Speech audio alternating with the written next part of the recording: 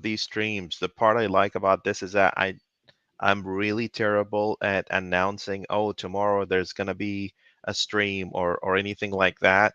And somehow people still find the stream, which I'm really happy about. Like again, I tell people this many times, like there are content creators and then there are people who just throw content out there on the web, right? I am in that second part. You're not gonna see the nice lights in the background. You know how people will put like these really cool lights in the back. You're not gonna see that. You're not gonna see graphics. It's just Mm. hardcore cold engineering, and it's boring and it's long for some people, but that's fine. We want to make sure that the all the details are shared, and then people get to choose whether to listen to it or not.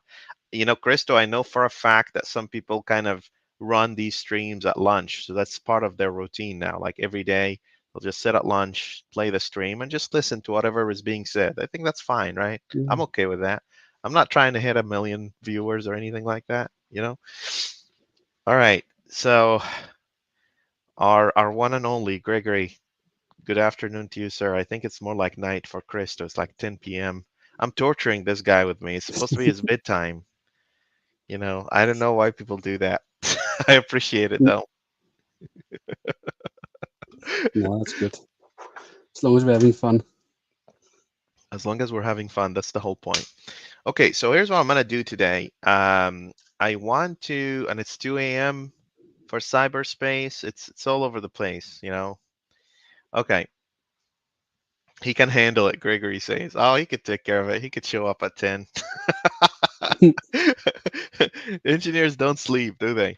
So, okay, so here's what I want to do first. I want to again, I'm intentionally trying to go as slow as possible some of these processes because I use these videos and I go share it with people and say, here's how you initialize an ASP.NET project. Here's how you do this and that. I'm gonna go ahead and just kind of point out the plan for today. It's always good to have a plan. And our plan today is to basically go and say, we have certain objectives that we want to achieve. And these objectives are as follows. Just give me a second here. If you give me a second, I will share my screen here and I'll tell you what we're trying to achieve here. So we're in the Git file repo, and here's my screen. Here's my screen. And we have a bunch of issues. There's initialize unit test project. There's initialize infrastructure project. I'll tell you about that in a second. And there's no initialize build project. So I'm going to go here and say infra, initialize, I build. took it as the same one as that infrastructure one, the sun. Is it the same? Yeah, because Oh, because I think we've combined provision and build into the same oh, we console app, shouldn't. We shouldn't really we? shouldn't. So let's say provision. Let me do this. Provision project. That was my bad. So let's go back here. And we should have a special one. Oh, look, did you see this? It kept the text. Did you see that? That's Like interesting. if you step out and you go back, say click new issue, look, it's right here. It's a Nice. feature or a bug. It could be both. I don't know. Yeah. Anyway, So so so so what's the reasoning behind doing two console apps, son? two console apps. So one is the one that will generate the build, right? And one that will actually create the resources in the cloud. Yeah, but the function of the console app is just to generate two scripts. Oh, is that how we do this today? I don't Yeah, so know. so, so I think we had one script generation service with two methods on it, one to generate the build script and one to generate the provision script. You know what? I'm totally fine with that. I think I've done that at some point in time. Was it the standard OpenAI project? Is that what I it think is? I think that's where we did it. Yeah. You know what? Cool. Sounds good to me. I like it. So I'll just go back here. See, Christo's at this point where he's telling me, my man, you can't just propose something and then change your mind.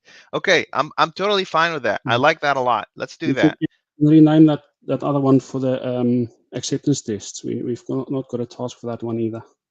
Okay, so let me do this. I'll close this one. Okay.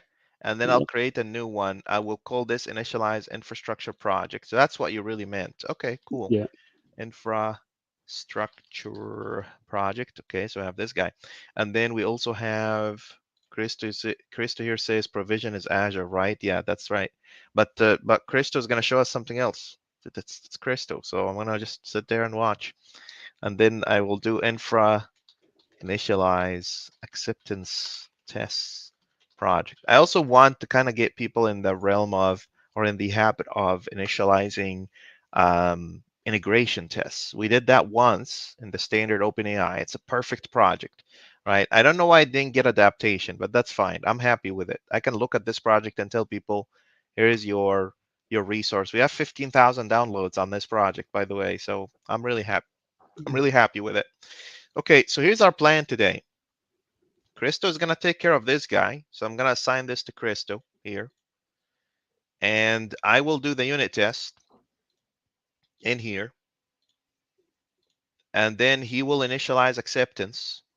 And if time allows, we will write our very first acceptance test, since we have this hello Mario, the princess is another castle. All right, Christo, it's all yours. Yeah, thank you. Take it home. So I've loaded the solution that we've currently got in main. Mm-hmm. So I'm just going to create a new branch for the work.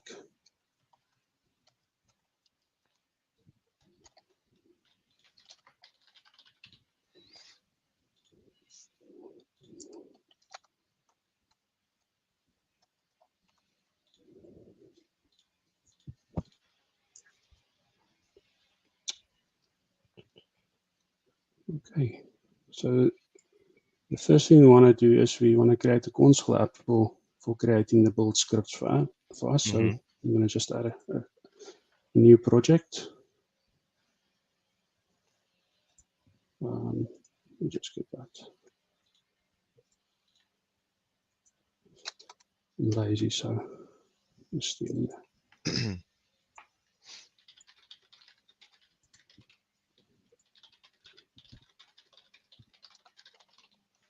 So you're basically writing a project like a console application that has strongly typed C#.NET models that will generate the build script, so people don't have to learn YAML. Is that what you're saying? That's exactly it, yeah. I love it. So it's a easy way for us to just stay in the C# world. Nice. We've got IntelliSense for all that, so we don't have to learn the YAML markup and stuff. That's right. That's one of these advantages, is that you don't have to learn the IntelliSense. You don't have to learn YAML. Brother, YAML keeps getting more and more complicated. I don't even know what the rules are anymore, right? I mean, GitHub tries to be nice, and they try to kind of give you some form of autocomplete, but you can't do it offline. That's a big problem. Yeah. That's one problem. Can you actually build YAML pipelines offline? Nope, you can't, right? Is there autocomplete strong types? Nope. So this is why we try to avoid YAML at all costs. Yeah. So I've just created this script generation service. So the library that we use to create all this YAML files is ADO.NET, for those that don't know. So I'm just going to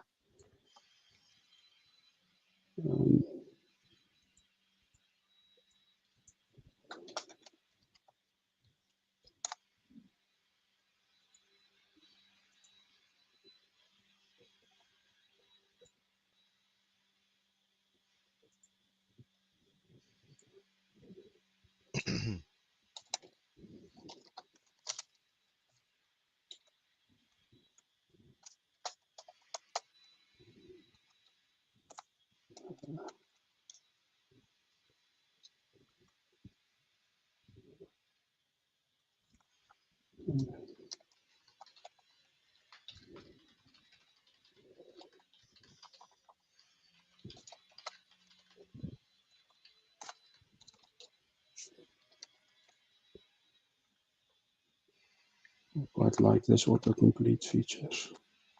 Yeah, so this A.NET client is the guy that has all these strong types to basically create those models, basically. Yep. And is that library also open source? I think it's open source. It's in the open standard. source, yeah, and it's also on the our organization repo. Nice, nice. So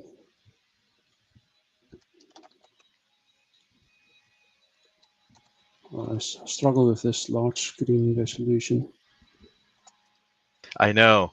It's the tax of trying to teach people things. You have to struggle through it. I'm sorry, Crystal. We need to figure out a way for that. This streaming application, web application, it would be smart if it could render Yeah.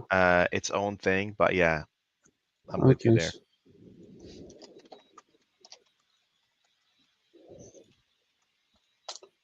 So we use main as our branch. So I'm just putting it in here because we might use it in a few places. Mm. Um,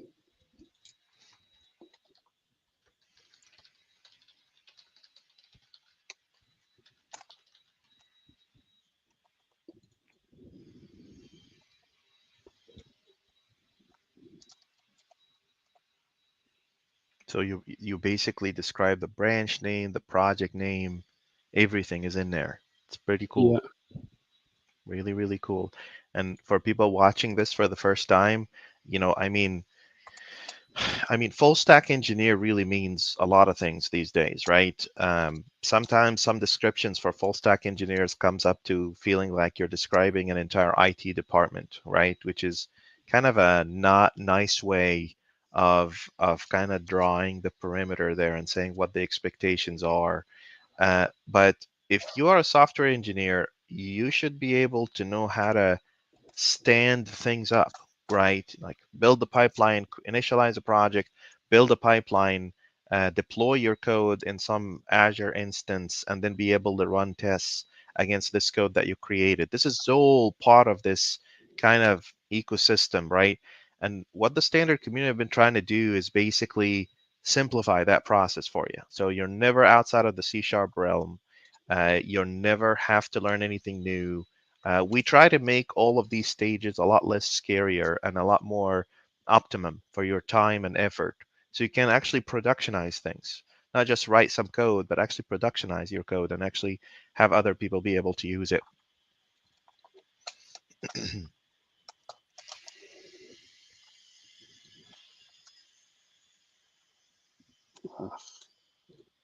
Deadly Scenes is against me now.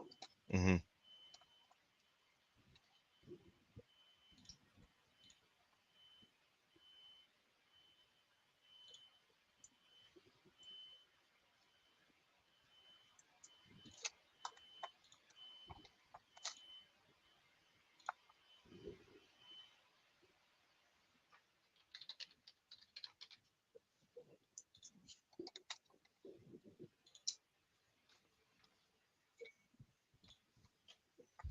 We have Kitsune Fruit saying hi. Hi, Kitsune Fruit.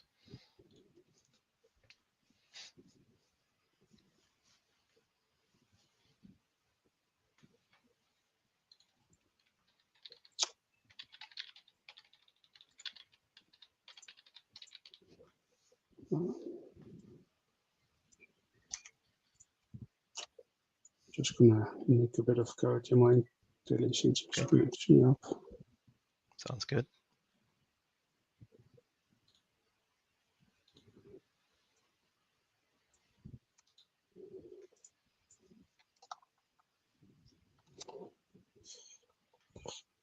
So So that's the name of your pipeline. I love how that AI already figured out our ways of doing things because yeah, nobody does this. So where else is it getting this from? I don't know if all of it is true though. You see how it's it's explicitly changed a little bit. That's what happened to me just now. It's um, so that this is the old way that we did the build script. Um, so this is now a dictionary because the previous way we hard coded the jobs to specific names. Hmm. Hmm.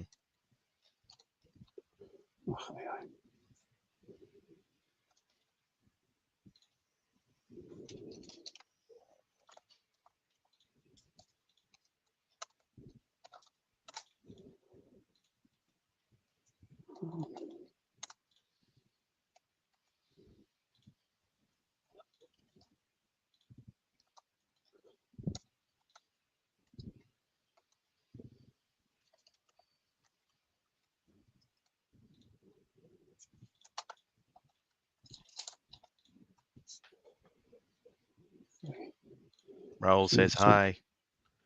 Well, hi. So we've got the build Yeah. jobs now. So I'm going to do the Yep. build step now. Yep. I'm just going to nick code from A.NET's library, so you don't see me typing all the time. Yep. Yep. Eugene is telling you the co-pilot is doing a mess. I agree. It's creating confusion more than actually solving the problem. Yeah. So we've got a build job. Just to explain that quickly, I've chose to run Ubuntu. Just found that it's a faster build cycle for me on GitHub, but you can do Windows latest if you want to. So you've got the options there. Wait on this one. If you choose Ubuntu to an API that does database acceptance tests, it won't work. Right? We run the acceptance test, so it tries to hit an API that runs a migration in Entity Framework, right? If you choose the Ubuntu instance, it won't work. There's no such a thing as SQL instance running on Ubuntu, actually. Experience. I've been there, done that. But yeah, if your API is only like if all your brokers are only making API calls, Ubuntu is perfect. It's cheaper, it's faster. Not in this instance though. Yeah. So we've got a checkout task. We initialize this as .NET 8, so latest SDK version for us is 8.302. Then we've got a restore a restore task to restore the code, the build action, and then we run our test projects. So that's the first job done. I'm going to add a new one that we've not covered in previous videos. And this is a tag and release step. So this is also a component that we've built.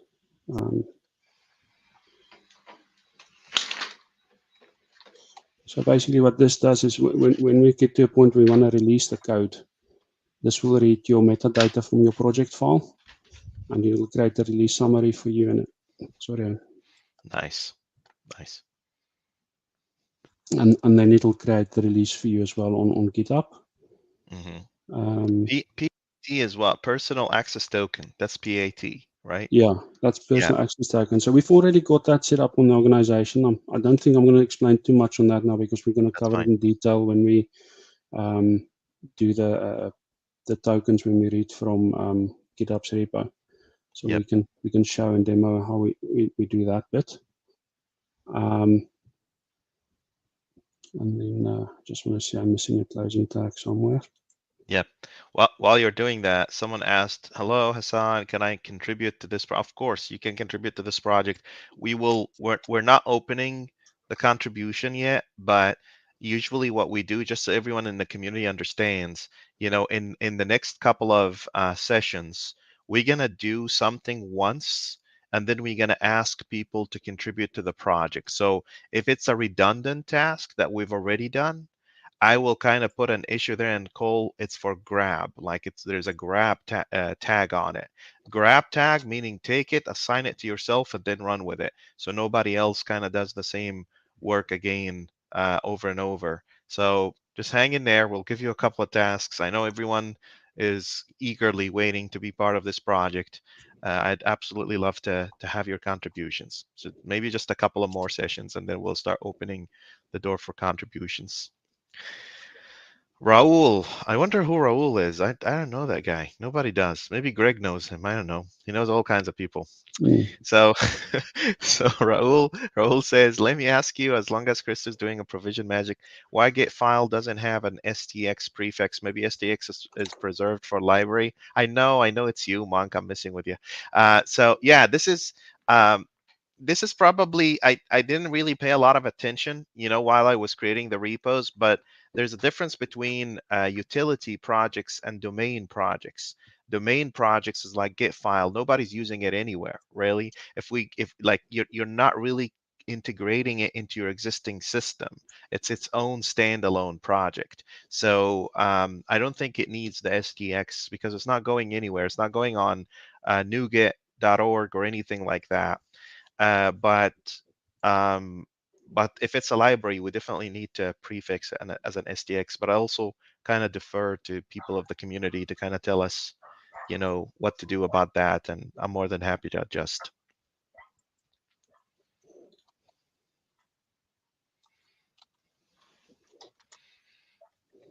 Okay, so we already have a script that generates a build script. I love it.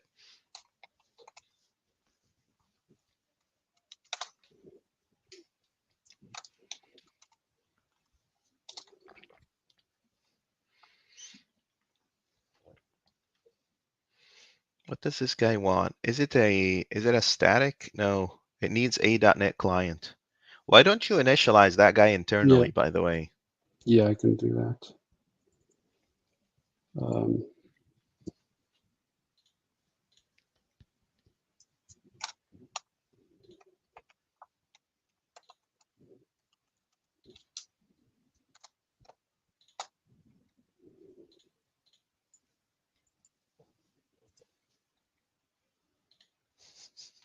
Okay, so that's finished now. So I think the only thing we need to do is build it. Just run it. Yeah. And then, as you say, run it. So if this thing is successful, after you do the run, it should create a file, a YAML file, right? And then when you create a pull request, it'll be able to, look at that. I this love is it. what it created. So yeah, all this that we didn't have to type, we'll figure out. Kitsune says, what is this code going to run? It's going to run a build. It's going to build the project. We need to build the project before we deploy it so people can use it. Greg says, Christo and I discussed about adding the SDX to the crossover libraries, A.NET, Levant. Yeah, I'm okay with that, Gregory, if you want to take that route.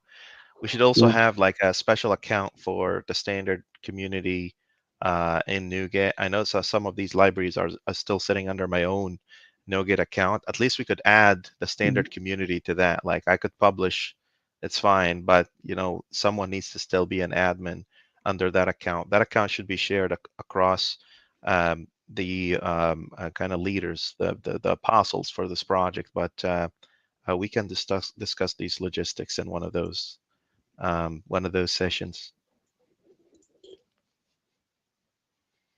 Okay, so if this code actually is right, as soon as you create a pull request, it should trigger a build. Yeah, let me quickly do that.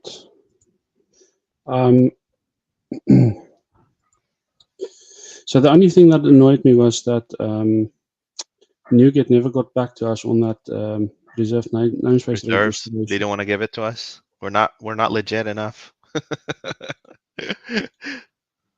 Okay, I've created the pull request. You create the pull request. Okay, it's my turn. I need to take a look at it then.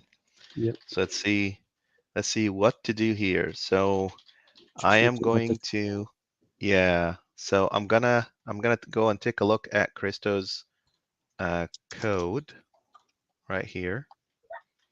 So build script infrastructure. So if this thing is working as expected, right, you will notice something interesting in here. The files in here has GitHub Workflows and it has a build, which means as soon as I merge this code in, and forgive us, this is for everybody at the community, I'm still thinking about a way where you can verify that your build code is actually running offline.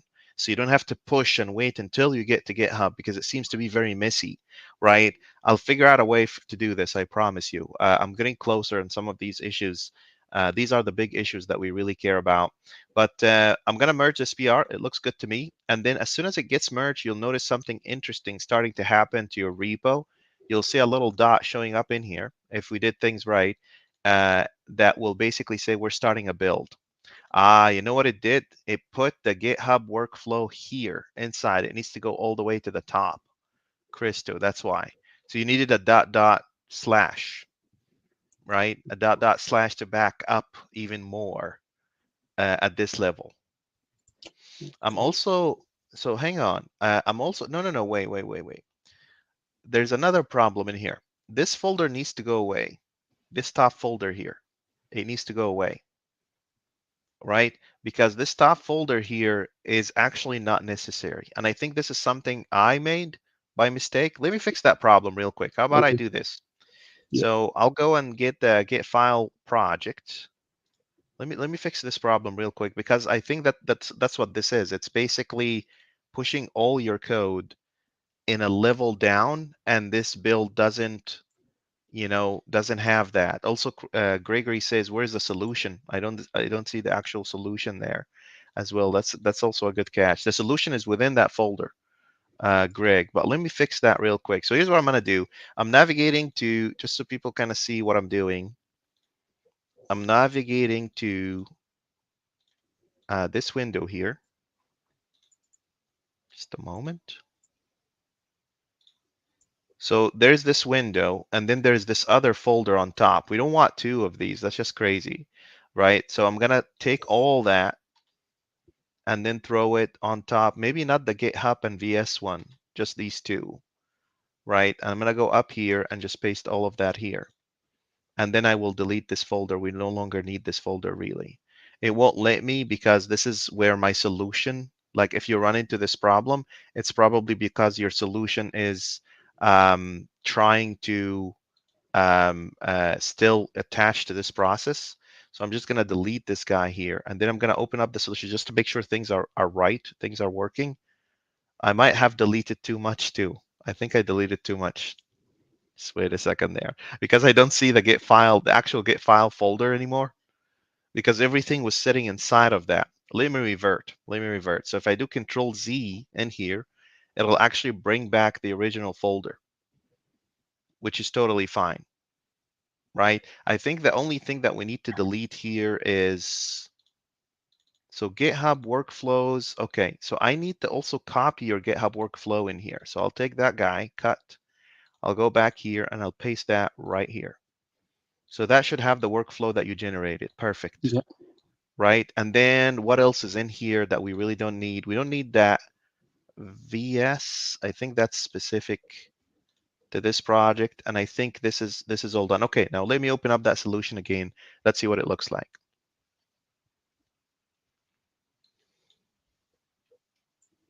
Let's go back here. Let me share Visual Studio. Here it is. That's much better, I think. Right? And if I go into the view, the folder view, I should be able to see that GitHub workflow right here. Fair? Now this is going to generate some crazy pull request, but that's fine. Users, Hassan, Habib, configs, move folder. So I'm moving that folder over. This is probably infra. Infra, move folders. I'm just kind of creating that. Continue to check out. And then I'm going to go and say infra reorder folders. And then I'm going to push that in a PR. Just a little hiccup. You always run into hiccups while you're building a system. It's totally fair. And then let's go back here and create a pull request, a quick pull request. And I'm assuming if we're doing things right, I'm assuming this one pull request will actually trigger the build by itself. Let's see if that's true. Here's a build. Reorder folders. Here we go. Or it won't see it. There it is. That makes sense. Do you see that little little build? That's what it is, right? So that's the trick right there.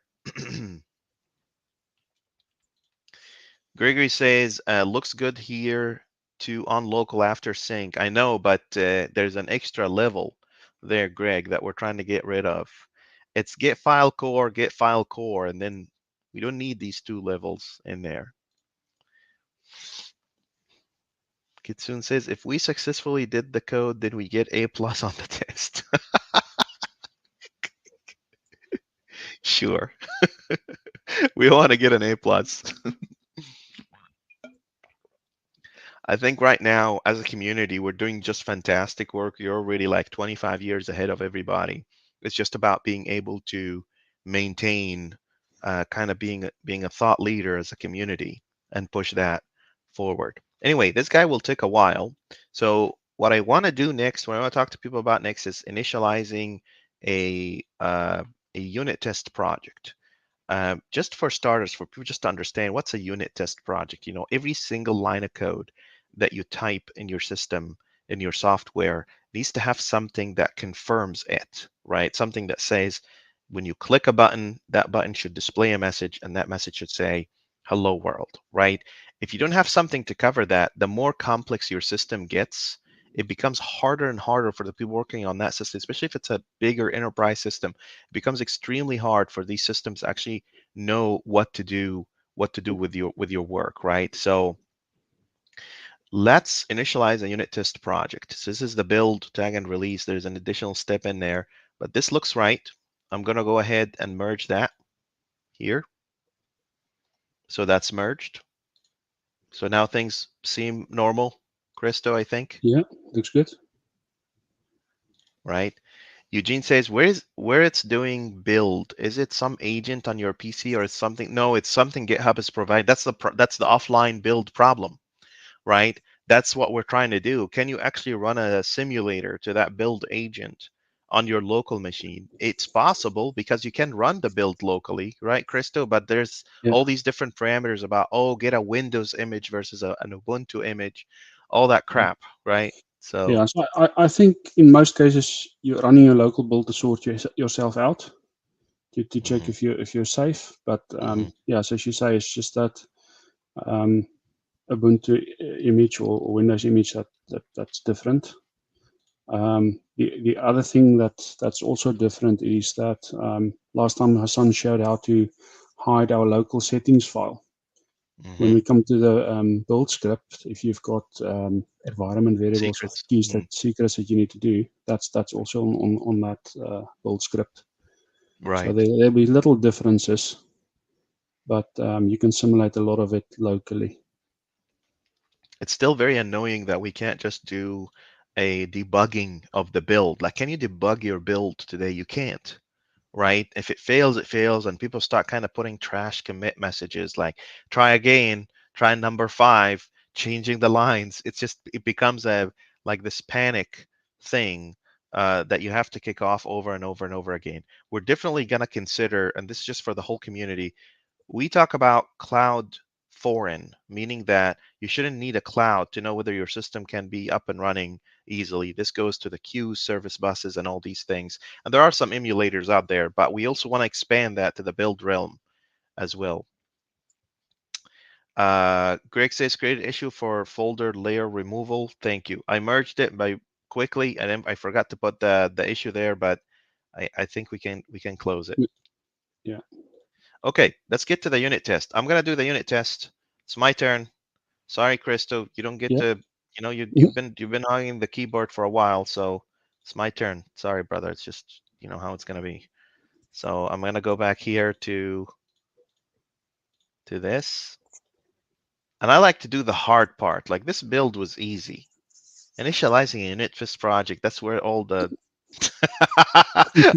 I'm just messing with Christo. It's, you know, actually doing the infrastructure will take a lot more work. But let me go and create a unit test project. We play with XUnit, right? So I'm just gonna search for unit. I know you can't see that part, unfortunately, because with StreamYard, which is the system that we're using here to do this, it's not that simple to kind of share a pop-up window. So okay, I want to initialize a unit test project. So I need XUnit, right? So I'm looking for XUnit here. XUnit test project. There you go. And I am creating the naming convention would be getFile.core, right? .api .core.tests .unit. So this is how we're initializing this. This is .NET 8. Here's our unit test project. Let's fix things, most important things first. So disable. I don't know if you did the same thing in your infrastructure, but I didn't see you do that. Is that the case? Ah, you have it in here. Okay, Yeah. this might generate But, some build issues. We'll see. yeah. Some Yeah, quick see? question. Yeah, Go ahead. quick question on that unit test project. Don't you Uh, use that get file core.api.tests or unit? I Does thought it not about work? adding API, but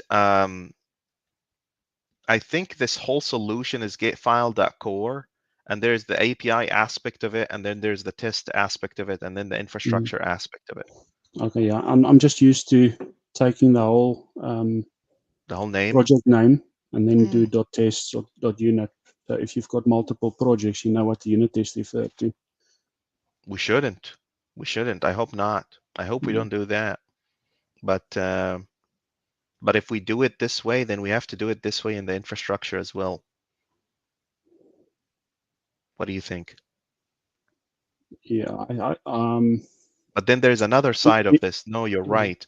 i- Because the other, infrastructure is more generic, so that's why it doesn't follow the API. The infrastructure is not just API. it's for Where, everything in this yeah, solution. That's fair.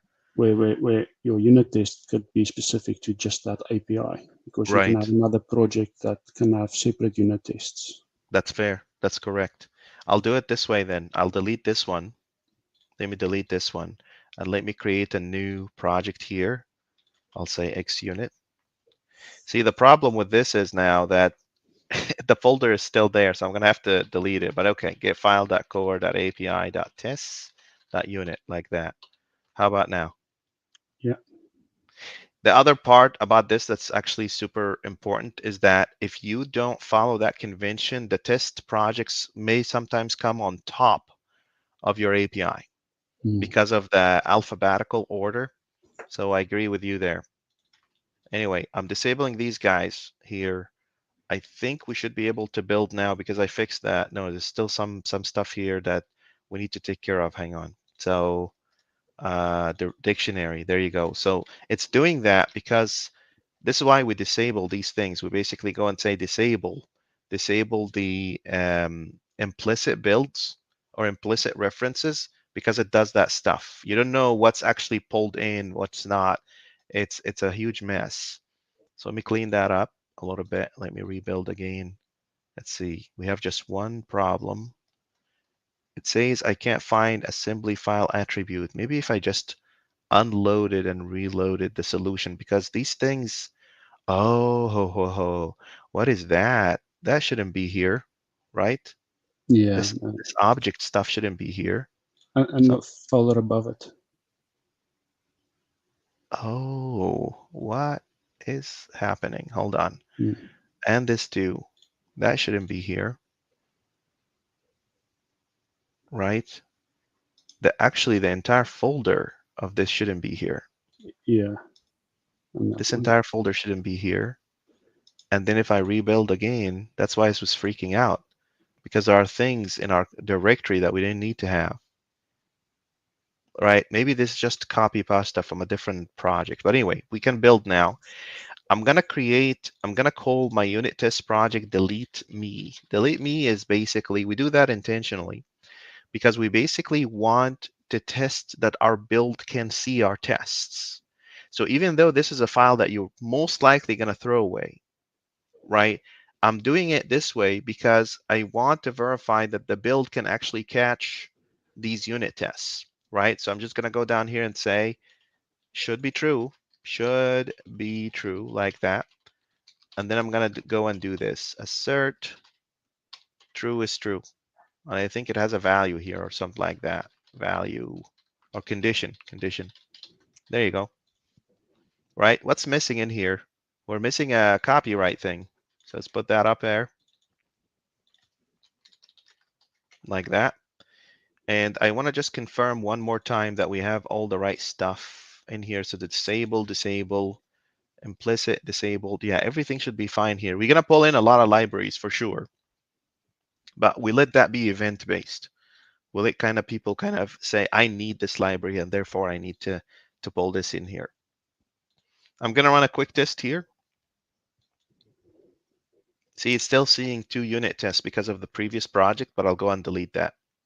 So it still is aware of the previous project, and I need to delete that other project, the one that's core.tests, right? So I'm going to delete that. And now if I rebuild again, it wouldn't see any of that stuff, I hope. There you go. That's much cleaner Yes. project. You have to think on your feet. It's not always like, no matter how much this is why I learned, Christo, no matter how much you standardize, you're still gonna run into one little hiccup, and you have to Yeah. think on your feet. You have to love what you do. There's no easy way to this, guys. You have to love what you do. Okay, so anyway, users Hassan Habib /infra initialize unit tests. Is that right? That's the project. Let's go and create that. So infra initialize unit tests. And then can I actually get an issue if I do a hash in here? Is there an issue for this? It's not finding it for some reason. What's the number? Let's go find the Let me number think. for it. Huh. 11. Number 11? Perfect. Yeah. So if I do closes hash like this and I go push all of this, it should kind of create a pull request for me. Let's try to create it in Visual Studio. This is what I was telling you guys about yesterday. Closes this, and then I'm gonna create. So now it just creates a pull request in the IDE. So now it's Christo's turn to review my PR and kind of tell me whether things are running or not. Are you ready? I'll share your screen. Yeah. Okay, it's all you now.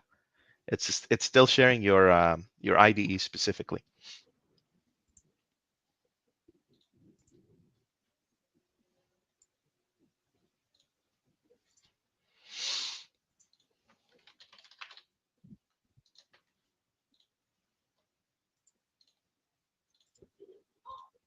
Should see it now. I think that's it. It's good. Yeah. Okay. So, Now the real question here is it able to detect our unit tests runs? That's the. I'll let you do the review first. Take your time yeah. with that. So, yeah. So we've seen all that. We've got the copyright. Nothing strange there. Copyright's on there. So all looks good. Looks good. Okay. And then you can see it's still building. Uh-huh. So if we want to see what's happening in the build, we can click on details and it will Yeah, tell us. it did see the test. It should say Uh, 1 if you expand that guy. yeah, and it's just passed. Why is it so fast, by the way? I have no idea. There's not much code in it, so yeah, it is. It's not doing much. It's not So pulling a lot. What slows down the builds, I noticed, is the restore. The restore takes ridiculous amount of time. So I don't know, man. It's weird. Okay, yeah, that takes care of this part. Do you wanna initialize the acceptance test? Just the basic initialization, yeah, not the first test or anything. let's do that. It just gets. Speaking of acceptance test initialization, um, there is this guy in our community. His name is Zafar. He figured out how to bypass authentication in an acceptance test. It's pretty wild. I can't wait to share that one with you. It's amazing. You know how you always have a only authorized endpoint or controllers, right? That you need to hit. This guy figured out a really nice standardized way of basically saying, no, I'm actually an acceptance test and you should let me in. It's very interesting. Amazing community.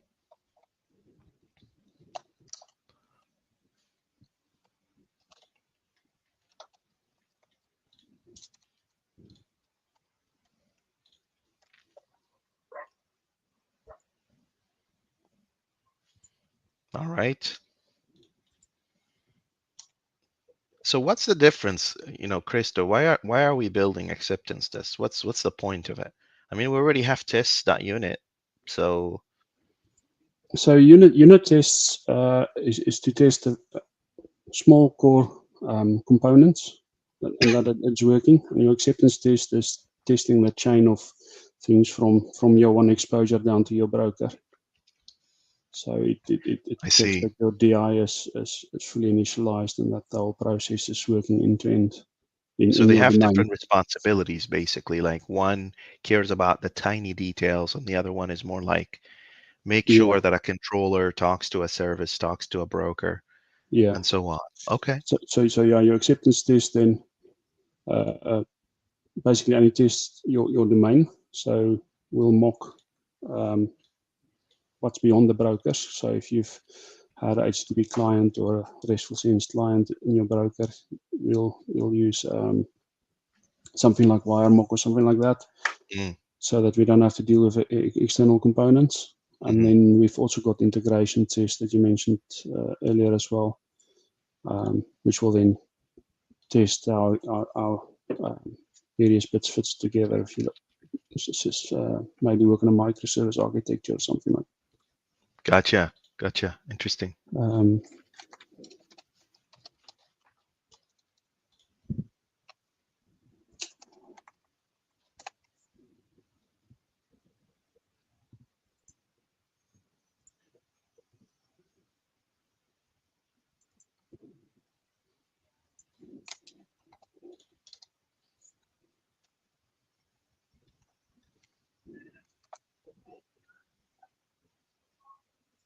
that. This is all that you want from me at this stage, I think. Yeah, it's pretty much just a one simple test that verifies that it's discoverable in the build and that it's actually passing. Like another delete me, basically. Hey, Yeah. do me a favor. I named my file really terrible. I wrote delete me in my file. So even if you're gonna delete it, it's gonna have to be perfect, right? So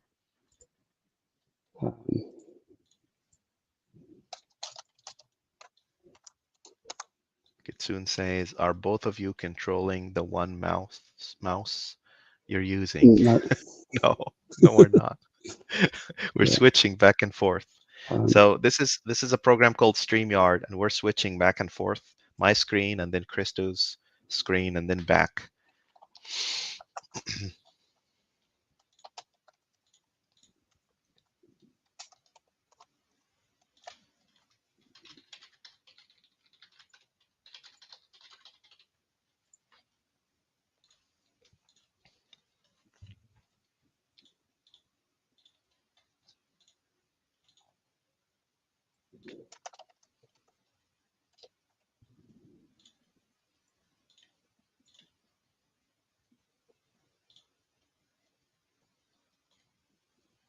Okay, so now I've pushed my branch. You have a PR now? Okay, let's do it. I've got my errors again. Something has Fantastic. pulled that in again. Let's do it. Oh, you have some crazy Yeah. going on. Oh, did you pull latest from main before doing that build? I thought I did. There was 2 changes that was incoming. So Interesting. but it might be that I've fetched it before. I'm looking at your changes here. Oh, your test is empty. It needs to say should be true. So I'm leaving a comment there. Okay. This should say should be true, just like the unit tests. So I'm leaving a comment there.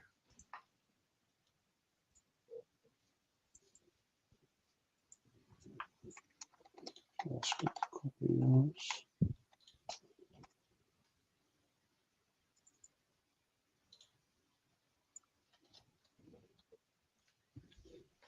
Duplicate system assembly. Huh. And then it disappeared. What did you have to do? I deleted that same folders that you deleted Same in folders. Yeah. So source control is probably still has them somehow, and that's why this is happening. I don't see it in the main though, so it should be fine.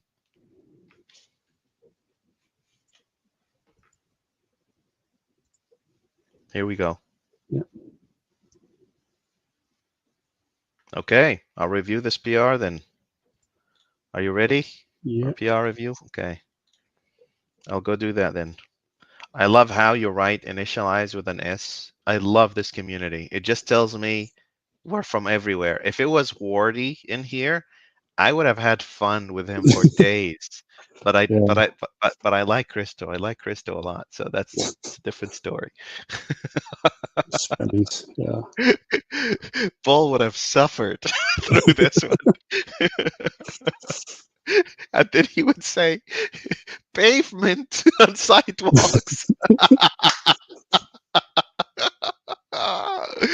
Okay, this is resolved. Just a note for people: the person making the comment is the person resolves it. Is the person that says, "Yeah, that's resolved." So you're basically just adding the comment, just like Christo did. This is the kind of etiquette that kind of helps us. It's the etiquette that kind of helps us kind of have a better team culture and whatnot.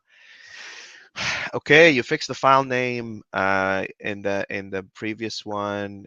That's some good citizen stuff. There's always one on Mm. the team that just say, "All right, I'll take care of it."